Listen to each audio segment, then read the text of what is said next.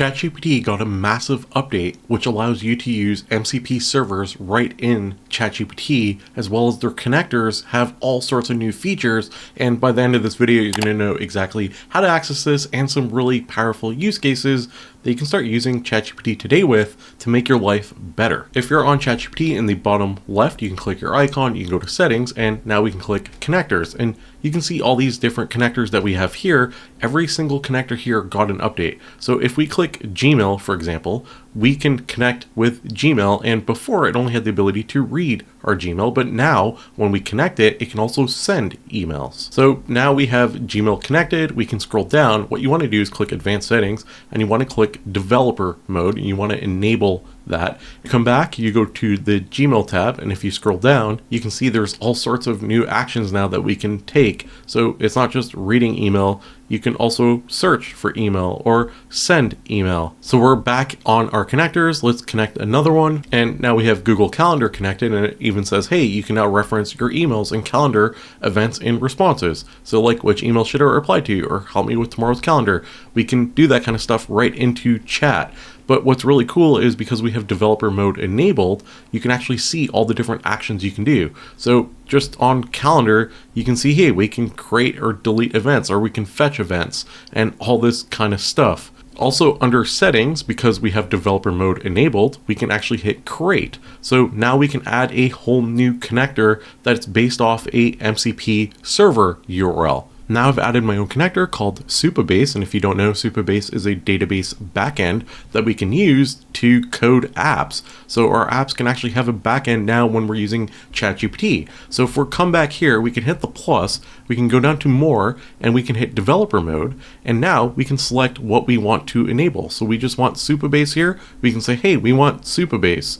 Now we can create things like, hey, make an application that is a simple guestbook and store and load the data from Superbase.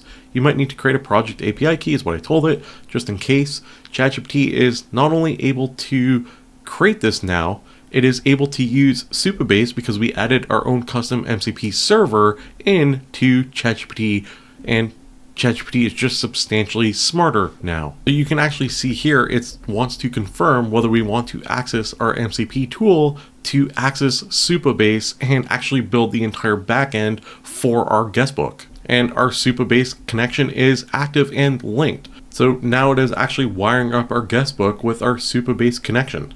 So now we can actually see our guestbook here, and it does actually work. So we can give a name, we can say, hello, subscribe, and we can hit sign guestbook, and this data is actually being stored in Superbase. So we actually have a demo on ChatGPT that has an actual database. So we can like hit stop, we can come back, we can preview, it's reloading. This is actually stored in Superbase now. Just to show you, we're on Superbase, we're gonna go to table editor, and we can actually see like, hello, subscribe. So our ChatGPT now works with a MCP server, which is extremely powerful because you can add really useful things like Superbase to be able to vibe code apps, applications, and actually put real databases that you can use when you're vibe coding. Now, what does this mean in terms of actual functionality and use cases? It means that you can actually have ChatGPT read through your email, and you can say, hey, what is the important stuff? Or can you give me a summary of all my emails yesterday or last week?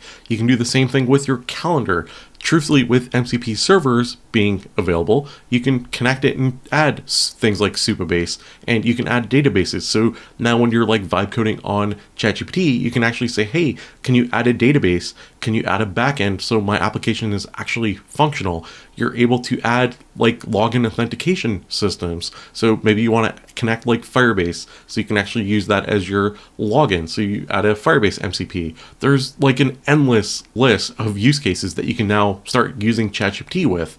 You can integrate Box, you can integrate Dropbox, you can integrate Google Drive, and this is also powerful because now you can go onto ChatGPT and you can say, hey, generate a Word file or generate an Excel file for whatever you need it for, and then you can say, hey, can you upload this file directly to, and then you can upload it to any of the platforms that I just mentioned, or just add an MCP server, you can upload to virtually anywhere. So you're like removing steps out of the process to make your life easier and better. Obviously, if you're a developer, GitHub connection MCP server is extremely powerful for like review and checking out different repositories, things like that. You can also connect to Microsoft Teams, and there's like a whole search thing that's just built in. This is one of the built-in ones that ChatGPT has, and you can now search on ChatGPT through your Teams history. Again, very powerful use cases that you can start using it right now today. If you guys want to know more about MCP servers, let me know in the comments below. I will do a dedicated video about MCP servers and connecting it to all sorts of different